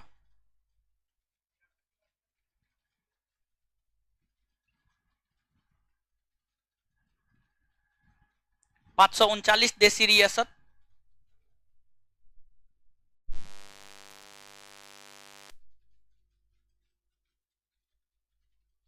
आजादी के समय भारत में 542 देशी रियासत था, जिसमें से 539 देशी रियासत को आजादी से पूर्व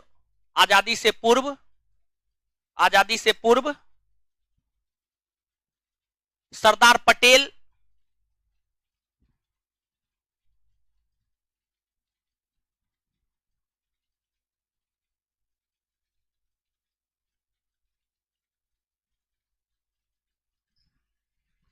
आजादी से पूर्व सरदार पटेल ने भारत में मिला लिया भारत में मिला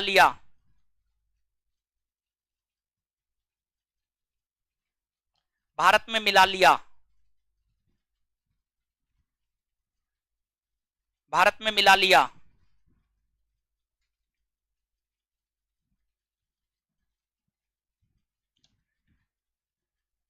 सरदार पटेल को इस काम में मदद सरदार पटेल को इस काम में मदद सरदार पटेल को इस काम में मदद सरदार पटेल को इस काम में मदद वीपी मेनन, हे भगवान,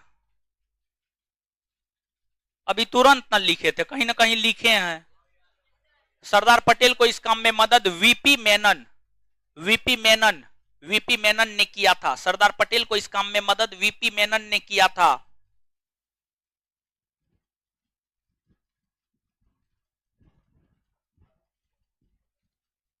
और ध्यान दीजिएगा, एगो बात सुनिएगा, देखिए, जो किसी भी क्षेत्र को एकीकृत करता है उसे बिस्मार्क की उपाधि दी जाती है। और देखिए, बिस्मार्क जो है ना, एक बहुत बड़े राजनेता हुए जर्मनी के, जर्मनी टुकड़ा टुकड़ा में बटा हुआ था, जर्मनी को एकीकृत, समझिए जर्मनी को एकीकृत जो है आपको बिस्मार्क ने किया था। बिस्मार्क जो है आपको जर्मनी के एक बहुत बड़े नेता थे, बहुत बड़े क्रांतिकारी नेता थे, जिन्होंने जर्मनी का एकीकरण किया। उसी प्रकार से भारत का एकीकरण आपको सरदार पटेल ने किया, जिस कारण सरदार पटेल को भारत का बिस्मार्क भी कहा जाता है, भारत का बिस्मार्क भी कहा जाता है, समझिएगा, याद रखिएगा। सरदार पटेल सरदार पटेल सरदार पटेल के इसी काम के कारण उन्हें सरदार पटेल के इसी काम के कारण उन्हें सरदार पटेल के इसी काम के कारण उन्हें भारत का बिस्मार्क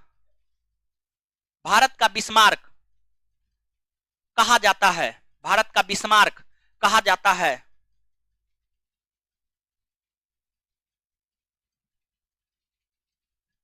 और जानते हैं सरदार पटेल का जन्म 31 अक्टूबर को हुआ है।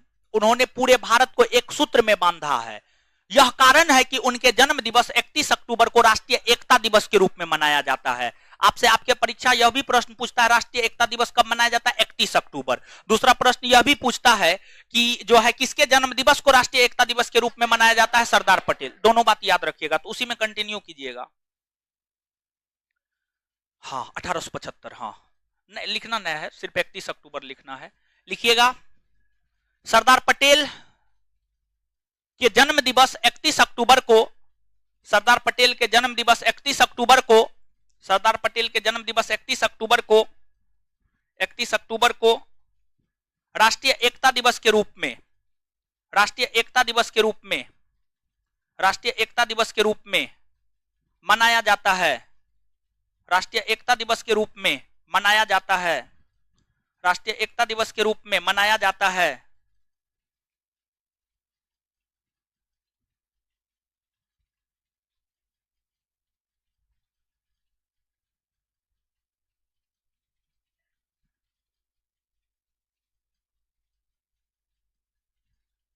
अब सब चीज कहिएगा अनलॉक के कर देंगे तो ये पॉसिबल है? हो सब चीज मांग रहा है, फ्री कर दीजिए। बताइए तो हम पैसा कहां से कमाएंगे? फिर रूम ओनर को अपना जमीन भर के, जमीन बेच के देंगे? माँ बाप ऐसे ये घर से बाहर किए हुए और बाहर कर देगा। सब चीज में ये लोग को चाहिए फ्री। अरे जितना पॉसिबल है उतना कर देते हैं। चलिए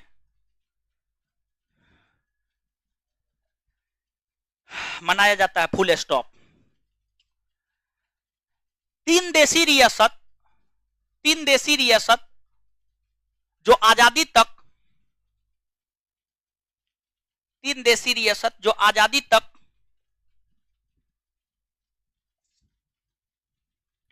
तीन देशी रियासत जो आजादी तक भारत में नहीं मिलाया जा सका,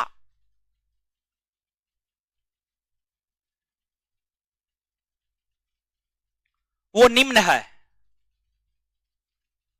तीन देशी रियासत जो आजादी तक भारत में नहीं मिलाया जा सका वो निम्न है। एक नंबर में जम्मू कश्मीर, दो नंबर में हैदराबाद,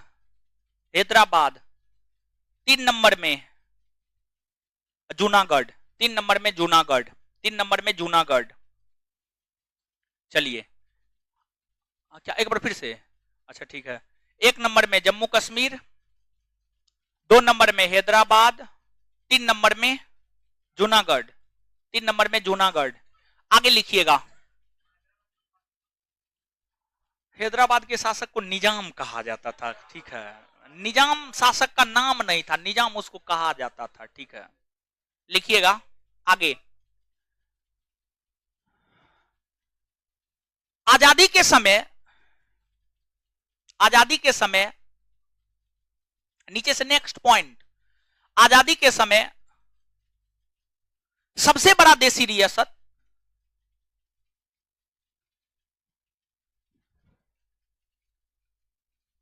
हैदराबाद था।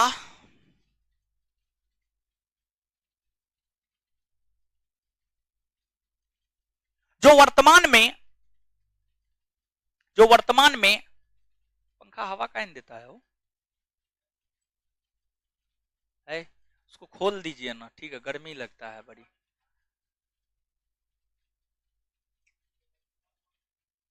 जो वर्तमान में तेलंगाना में स्थित है, जो वर्तमान में तेलंगाना में स्थित है,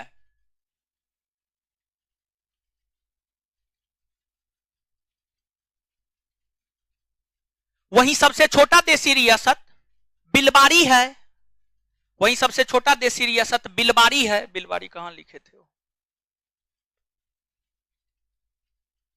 वहीं सबसे छोटा देशी रियासत यहां पे लिखा हुआ है बिलबारी, यहां पे देख लीजिए बिलबारी। वहीं सबसे छोटा देशी रियासत बिलबारी है, जो वर्तमान में गुजरात राज्य में स्थित है। जो वर्तमान में गुजरात राज्य में स्थित है।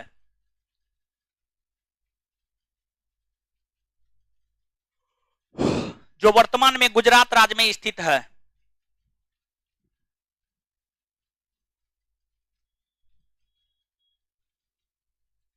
Full stop. उसी में कंटिन्यू कीजिएगा। हैदराबाद देशी रियासत ने, हैदराबाद देशी रियासत ने, हैदराबाद देशी रियासत ने, देशी रियासत ने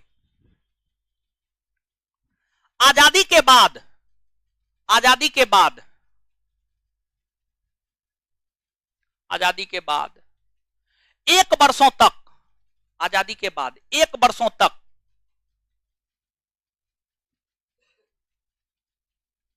यथास्थिति,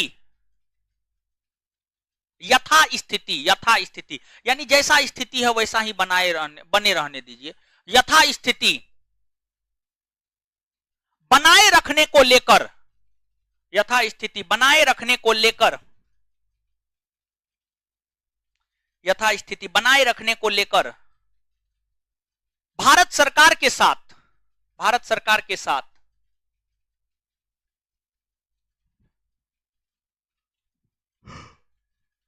भारत सरकार के साथ समझौता पर हस्ताक्षर किया।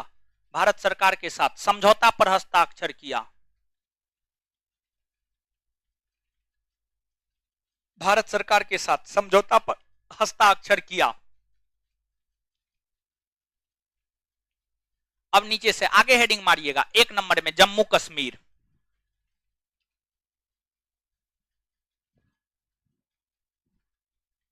जम्मू कश्मीर लिखिएगा। आजादी के समय,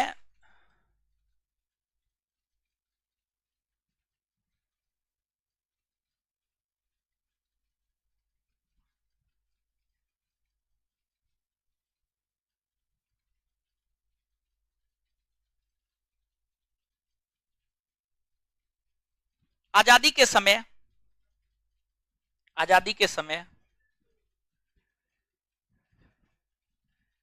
जम्मू कश्मीर के शासक हरि सिंह थे। आजादी के समय, एक मिनट, आजादी के समय जम्मू कश्मीर में, आजादी के समय जम्मू कश्मीर में, आजादी के समय जम्मू कश्मीर में डोगरा वंश का शासन था। जम्मू कश्मीर में डोगरा वंश का शासन था। जम्मू कश्मीर में डोगरा वंश का शासन था। जम्मू कश्मीर में डोगरा वंश का शासन था। यहां के शासक हरि सिंह थे।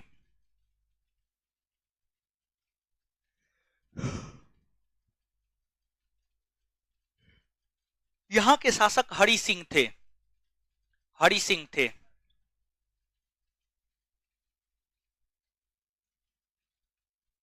हरि सिंह, हरि सिंह जम्मू कश्मीर को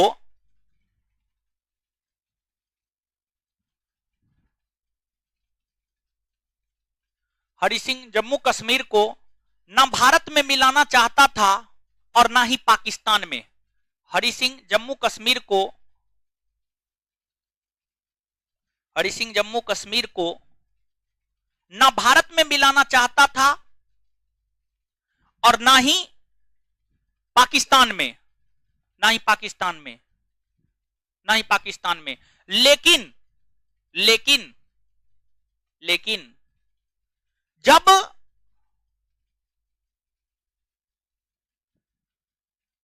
और जानते हैं ये बात ऐसे हम हवा में नहीं कर रहे हैं कि पाकिस्तानी सैनिक घुसपैठी के रूप में आक्रमण किया था, ऐसा नहीं है। पाकिस्तान ने इसको स्वीकार किया है यूएनओ में।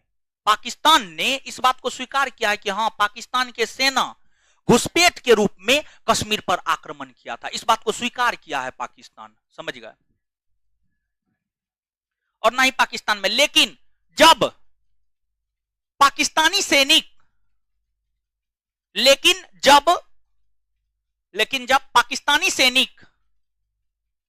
लेकिन जब पाकिस्तानी सैनिक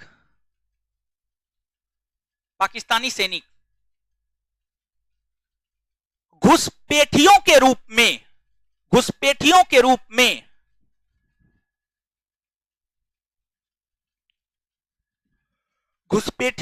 में जम्मू कश्मीर पर आक्रमण किया,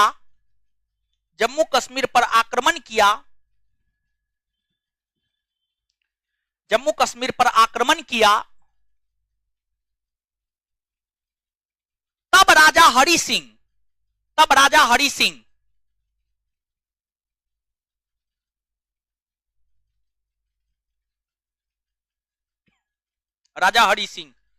भारत सरकार से सैन्य मदद लेने हेतु भारत सरकार से सैन्य मदद लेने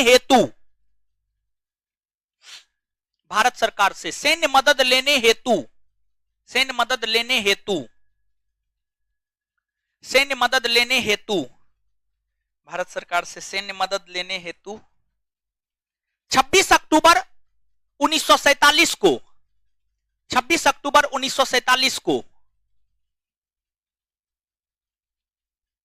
विलय पत्र पर हस्ताक्षर 26 अक्टूबर 1947 को विलय पत्र पर हस्ताक्षर करके जम्मू कश्मीर को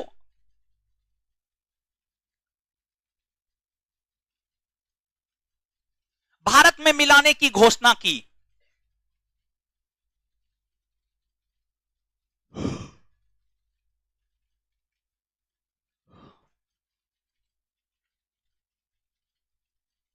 फुल स्टॉप।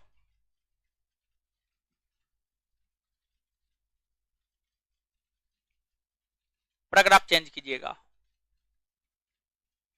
उसी में कंटिन्यू होइएगा, पैराग्राफ चेंज कीजिएगा। जम्मू कश्मीर को भारतीय संविधान के अनुच्छेद 370 के तहत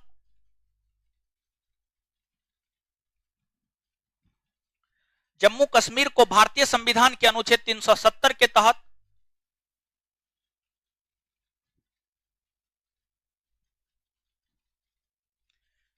विशेष राज्य का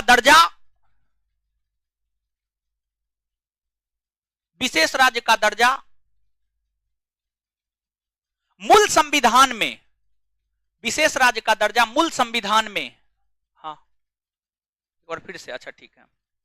जम्मू कश्मीर को भारतीय संविधान के अनुच्छेद 370 के तहत विशेष राज्य का दर्जा मूल संविधान में दिया गया।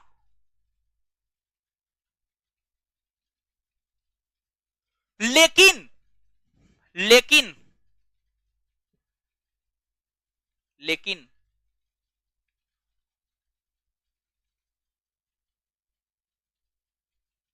हाल ही के दिनों में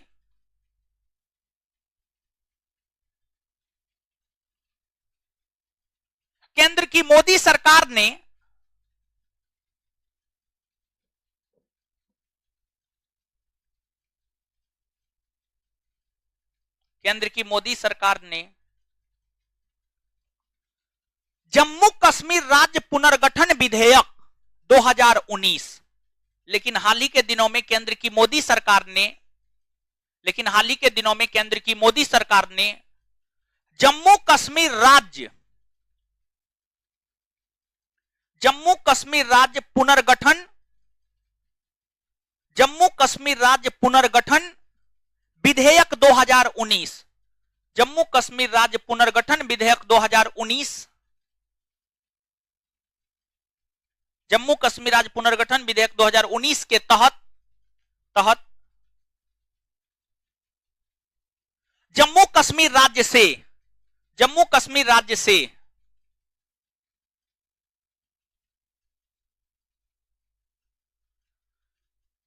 अनुच्छेद 370,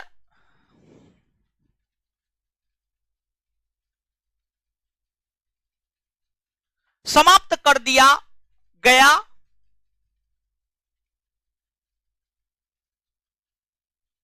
समाप्त कर दिया गया तथा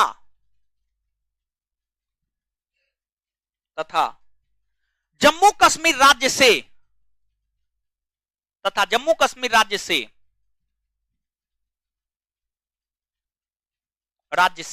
राज्य का दर्जा भी छीन लिया गया, जम्मू कश्मीर राज्य से राज्य का दर्जा भी छीन लिया गया,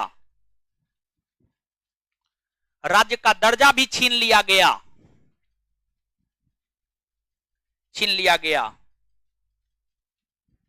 लिया गया और दो केंद्र शासित प्रदेश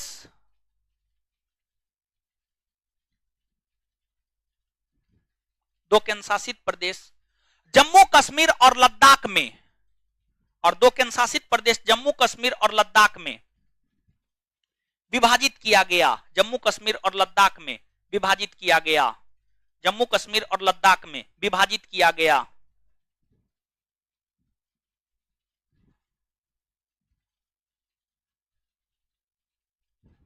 चलिए आगे हेडिंग मारिएगा, हैदराबाद, रुकिए एक मिनट, नहीं जूनागढ़ लिखिए, जूनागढ़, जूनागढ़, जूनागढ़, जूनागढ़, जूनागढ़, जूनागढ़,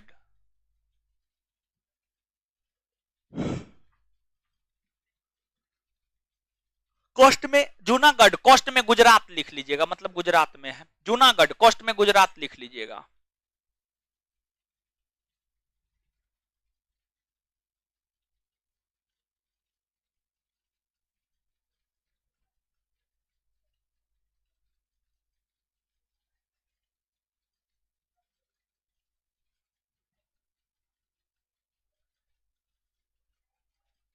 जूनागढ़ गुजरात लिखिएगा। फरवरी 1948 ईस्वी में, फरवरी 1948 ईस्वी में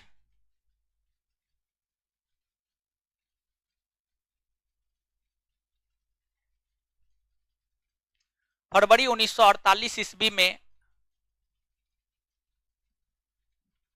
फरवरी 1948 ईस्वी में जूनागढ़, जूनागढ़, जूनागढ़ में जनमत संग्रह,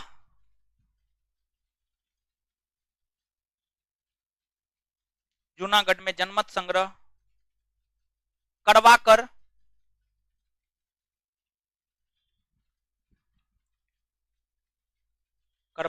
जूनागढ़ को भारत में शामिल किया गया,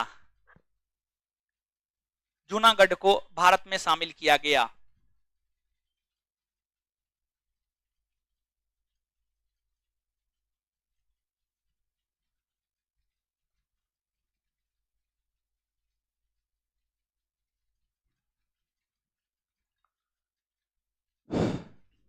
आगे लिखिएगा हैदराबाद,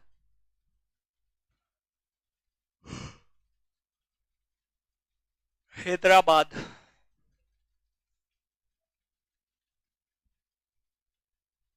लिखिएगा। सितंबर 1948 ईस्वी में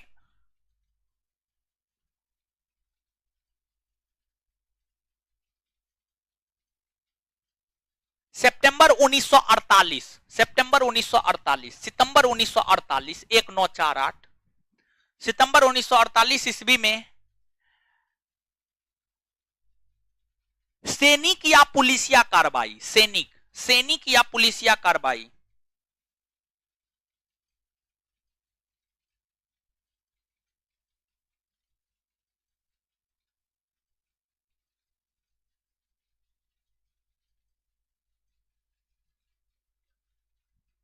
सैनिक या पुलिसिया कार्रवाई के अंतर्गत ऑपरेशन पोलो, जानते हैं ऑपरेशन पोलो को एक और नाम से भी जाना जाता है, एक और नाम से भी जाना जाता है, ध्यान से एकदम उतरा हुआ है, ठीक है, याद आएगा तो हम आपको बता देंगे आगे भी, एकदम ध्यान से उतर गया है। ऑपरेशन पोलो को और भी कुछ कहा जाता है हो, और कभी काल जानते हैं ऑपरेशन पोलो नहीं देता है, वही दे देता है।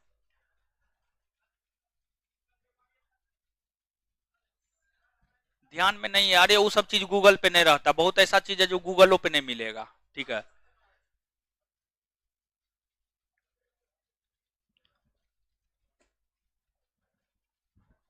अच्छा लिखिए, अभी बाद में हम बता देंगे। सैनिक या पुलिसिया कार्रवाई के अंतर्गत ऑपरेशन पोलो के तहत, ऑपरेशन पोलो के तहत भारत में मिलाया गया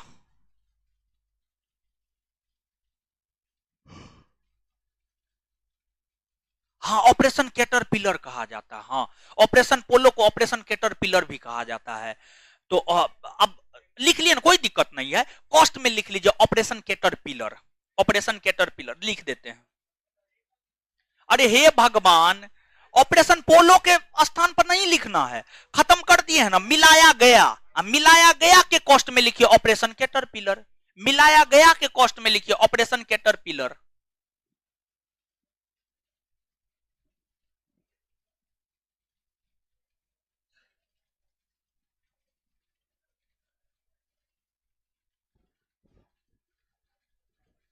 ऑपरेशन कैटरपिलर, हाँ ऑपरेशन कैटरपिलर कॉस्ट में लिखिएगा, ऑपरेशन कैटरपिलर यहां पे लिखे हैं। हाँ कभी काल जानते हैं पूछता है ये क्वेश्चन, ऑपरेशन पोलो नहीं देता है, यही देता है।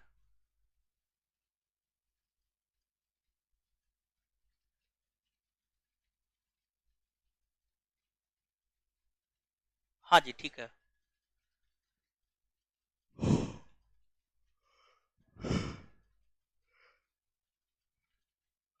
नीचे से एक और लाइन लिखिएगा, वर्तमान में, नीचे से नहीं, वर्तमान में, ये एकदम इजी पॉइंट है हो, क्या वो राज्य है, क्या वो केंद्र शासित प्रदेश है, वो लिखा रहे, वर्तमान में लिखाना जरूरी है। देखिए काहे लिखा रहे हैं सुनिएगा, देखिए है चश्मा खड़ा हुई है चश्मा खड़ा हुई है, चश्मा खड़ा हुई है ना, हाँ सुप्रीम कोर्ट के प्रथम मुख्य न्यायाधीश, कोई नहीं बोलिएगा, ये सब चीज जानना चाहिए। बैठिए आप, ऐ खड़ा होइए, खड़ा होइए आप, अरे आप खड़ा होइए ना, आप ही को बोल रहे हैं, अरे आपको बोल रहे हैं, हाँ आपको नहीं, वो पीछे वाली आपको बोल रहे हैं, सुप्रीम कोर्ट के प्रथम मुख्य न्यायाधीश, नहीं पता है, बैठिए। तो देखिए ये कोई गलत नहीं है, देखिए हम भारत की जो शिक्षा व्यवस्था है बहुत चौपट है, बहुत चौपट है, सरकारी स्कूल के मास्टरवा सबको जो 40,000 45,000 देता है वो एकदम गलत है, समझ गए। भारतीय शिक्षा व्यवस्था का दोष है कि लोग सुप्रीम कोर्ट के मुख्य न्यायाधीश नहीं जानते, ये आपकी गलती नहीं है या आपकी गलती नहीं है, समझ गए, ये गलती है आपको भारतीय शिक्षा व्यवस्था का, ये सब चीज जानना चाहिए। देश के प्रथम राष्ट्रपति कौन है, उपराष्ट्रपति कौन है, प्रधानमंत्री कौन है, उप प्रधानमंत्री कौन है, सुप्रीम कोर्ट के प्रथम मुख्य न्यायाधीश कौन है, वर्तमान में कौन है, ये सब बात जानना जरूरी है। लेकिन आप लोग खुद देखें, लड़का हो या लड़की, समझ गए, ऐसा नहीं कि यही दोनों, और भी बहुत सारे लोग होंगे जिनको ये बात पता नहीं होगा, लड़का में भी लड़की में भी, समझे, और भी बहुत सारे लोग होंगे, ये एग्जाम्पल दिए, आप लोग को अपने ऊपर नहीं लेना है इस चीज को, समझ गए। तो ये चीज है, बहुत सारे लोग ऐसे हैं, देखिए बहुत सारे लोग इसमें बहुत अच्छे हैं, इसमें कोई शक नहीं है, लेकिन बहुत सारे लोग इसमें ऐसे हैं जो बहुत जो है यानी बहुत वीक हैं।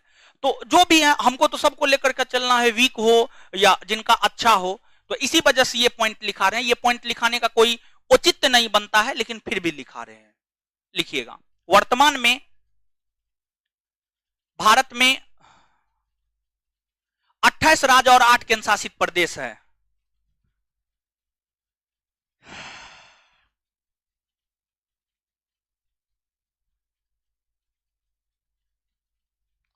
वर्तमान में भारत में 28 राज्य और 8 केंद्र शासित प्रदेश है।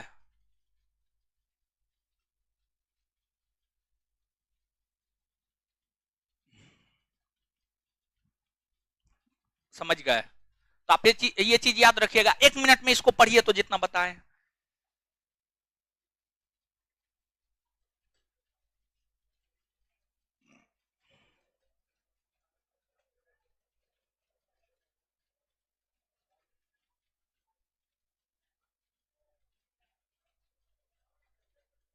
अरे सुप्रीम कोर्ट के प्रथम मुख्य न्यायाधीश हीरालाल जे कानिया है। हीरालाल जे कानिया, हीरालाल जे कानिया है।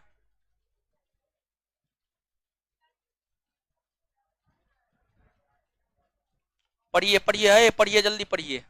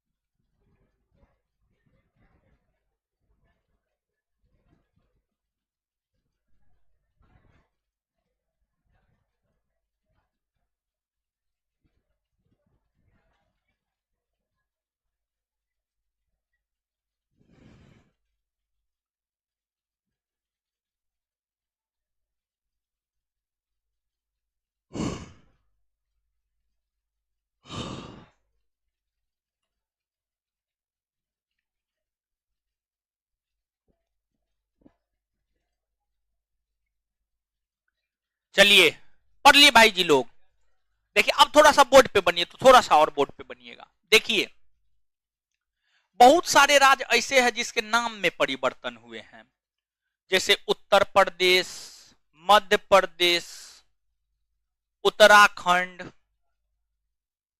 कर्नाटका, केरला, तमिलनाडु, तमिलनाडु, ओडिशा। ये सब ऐसे राज्य हैं जिसके नाम में परिवर्तन हुए हैं, नाम में परिवर्तन हुए हैं। और किसी भी राज्य के नाम में परिवर्तन करने का अधिकार किसको है बताइए? किसको है? देखिए एगो बात बताते हैं, ठीक है, एगो बात बताते हैं, एकदम दिमाग में पूरा ओपनली याद रख लीजिए।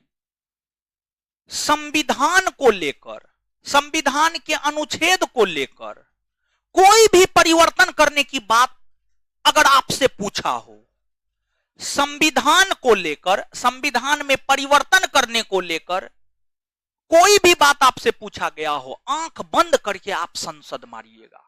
समझ गए? संसद मारिएगा। संविधान में हर प्रकार का छेड़छाड़, समझ गए, हर प्रकार का छेड़छाड़ मतलब हर प्रकार का बदलाव, हर प्रकार का बदलाव भारत की संसद ही कर सकता है, दूसरा कोई नहीं कर सकता है, दूसरा कोई नहीं कर सकता। इस बात को आप स्पष्टता पूर्वक याद रखिएगा। जैसे कि आपसे पूछता है नागरिकता, नागरिकता संबंधी प्रावधान भारत के संसद में है, भारत की संसद में है, तो मतलब नागरिकता को लेकर कानून कौन बनाएगा? भारत की संसद। सुप्रीम कोर्ट संबंधी प्रावधान भारत के संविधान में है, सुप्रीम कोर्ट के लेकर नियम कानून कौन बनाएगा? भारत की संसद, भारत की संसद। जानते हैं आपको सुप्रीम कोर्ट ने भी यह बात स्पष्ट तौर पर केशवानंद भारती बाद में कहा है कि भारतीय संविधान में किसी भी प्रकार के परिवर्तन भारत की संसद कर सकता है, लेकिन संविधान के मूल ढांचा में कोई परिवर्तन नहीं कर सकता है। समझ गए? है क्या बोल रहे हैं? नहीं सुने आपका बातें हम नहीं समझे। चलिए अब सुनिएगा, नहीं समझे हम उनका बात, पता नहीं वो क्या बोल रहे थे, स्पष्ट तौर पर मेरे कानों तक ही नहीं आया।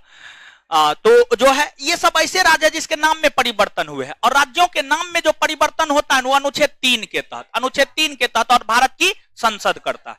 अब देखिएगा, उत्तराखंड आज आप जिसको कहते हैं ना, उसको पहले उत्तरांचल कहा जाता था। उत्तरांचल, उत्तरांचल, समझ गए? उत्तरांचल का नाम बदलकर उत्तराखंड किया गया है। फिर आज आप जिसको उत्तर प्रदेश कहते हैं उसे पहले संयुक्त प्रांत कहा जाता था। संयुक्त प्रांत, संयुक्त प्रांत का नाम बदलकर उत्तर प्रदेश किया गया। संयुक्त प्रांत का नाम बदलकर उत्तर प्रदेश किया गया। फिर आज आप जिसे मध्य प्रदेश कहते हैं उसे पहले मध्य प्रांत कहा जाता था। क्या कहा जाता था? मध्य प्रांत। और मध्य प्रांत का नाम बदलकर मध्य प्रदेश किया गया।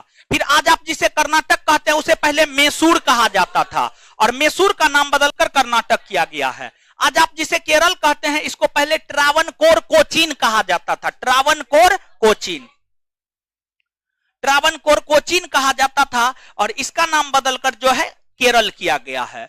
फिर तमिलनाडु, तमिलनाडु को पहले मद्रास कहा जाता था, मद्रास का नाम बदलकर तमिलनाडु किया गया है।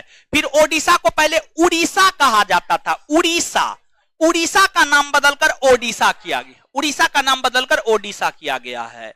तो ये चीज है, समझ गए? तो वो तो संवैधानिक नाम असम का जो है ना शुरू से असम ही है, समझ, शुरू से असम ही है, और उसको पहले कामरूप कहा जाता था। समझ गए? तो ये चीज नहीं है, संवैधानिक तौर पर हमने आपको बताया है, संवैधानिक तौर पर हमेशा असम का नाम असम ही रहा है। ठीक है, तो नीचे से जो है ना आप लिखिएगा राज्यों के नाम में परिवर्तन, हेडिंग मारिएगा राज्यों के नाम में परिवर्तन।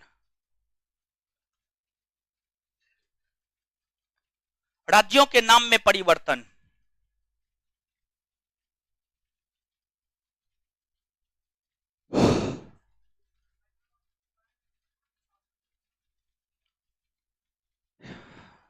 लिखिए राज्यों के नाम में परिवर्तन। इतना देर के बाद इसका दिमाग खुला है। लिखिएगा भारत की संसद अनुच्छेद 3 के तहत, भारत की संसद अनुच्छेद 3 के तहत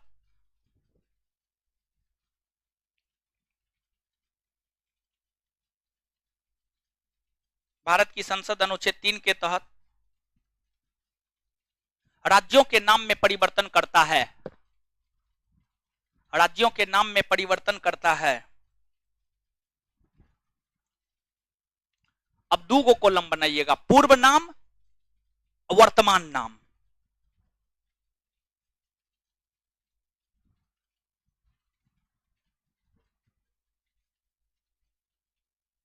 पूर्व नाम, वर्तमान नाम, पूर्व नाम, वर्तमान नाम। लिखिएगा पूर्व नाम में उत्तरांचल, पूर्व नाम में उत्तरांचल, उत्तरांचल, उत्तरांचल। आधुनिक नाम में उत्तराखंड, आधुनिक नाम में उत्तराखंड।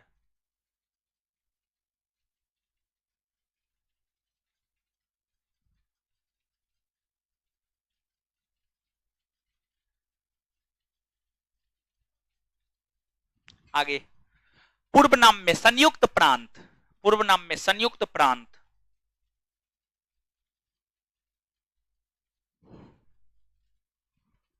संयुक्त प्रांत। आधुनिक नाम में उत्तर प्रदेश, उत्तर प्रदेश।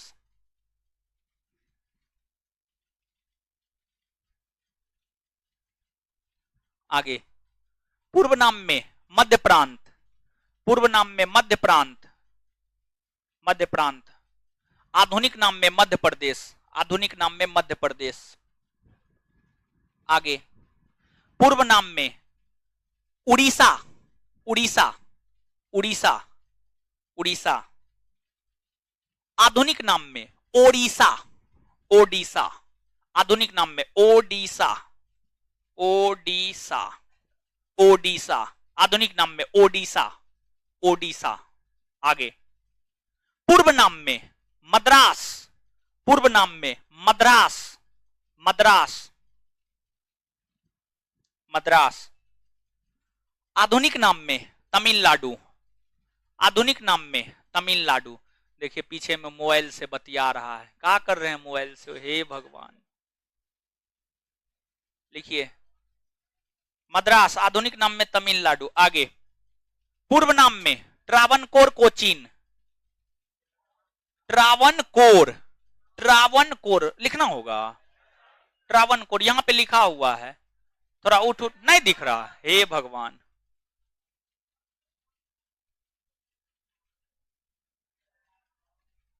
ऐसे लिखिए, ऐसे ऐसे,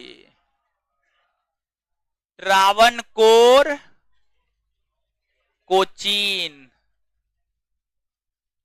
पूर्व नाम में ट्रावनकोर, कोचीन। आधुनिक नाम में लिखिएगा केरल।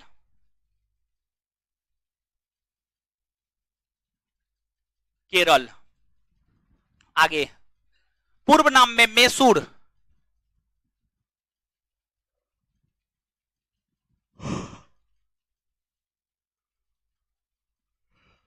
पूर्व नाम में मैसूर, आधुनिक नाम में कर्नाटक।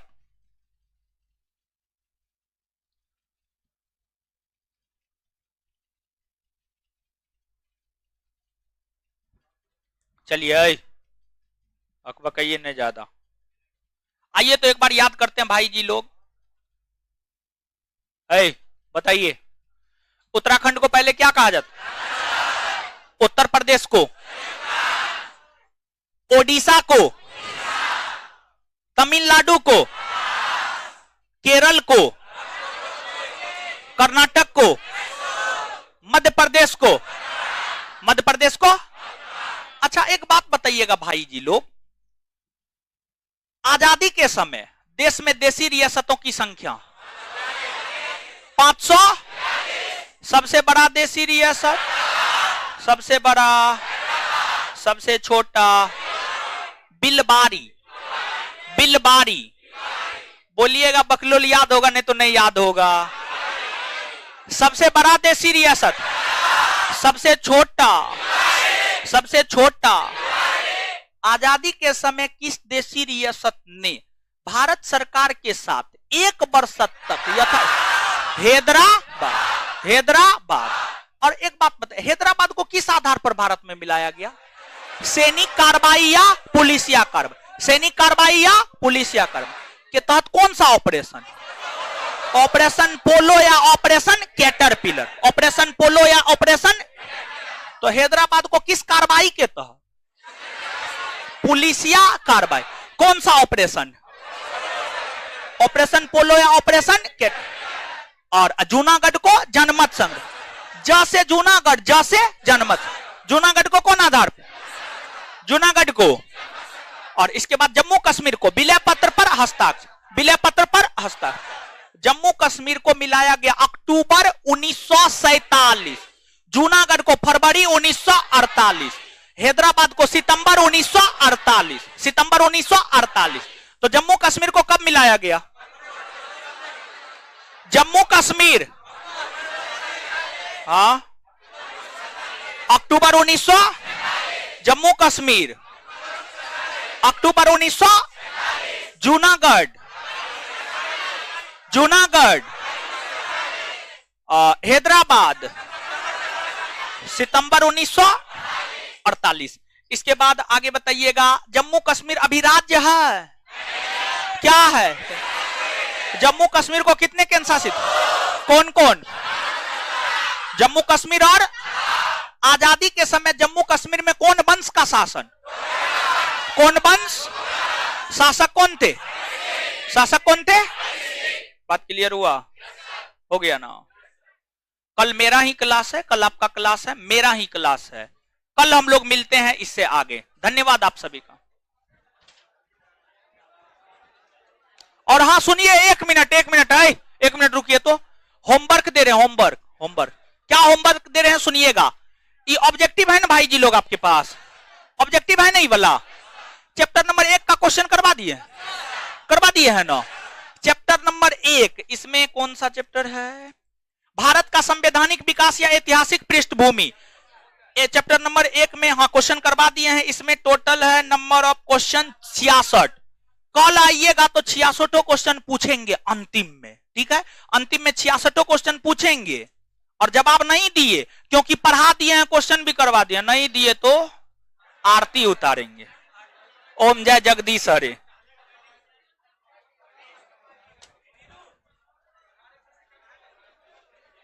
और कल से बिहार एसएससी का बैच आ रहा है शाम में 4 से 7। कल से बिहार एसएससी का बैच आ रहा है शाम में 4 से 7।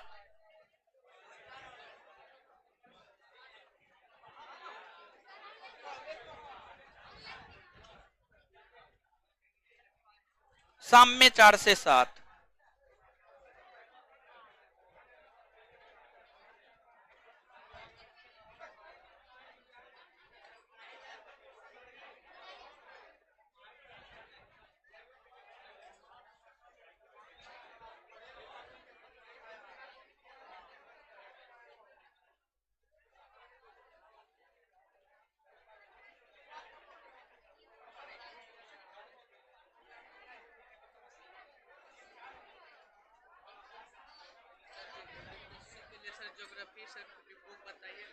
क्या हुआ?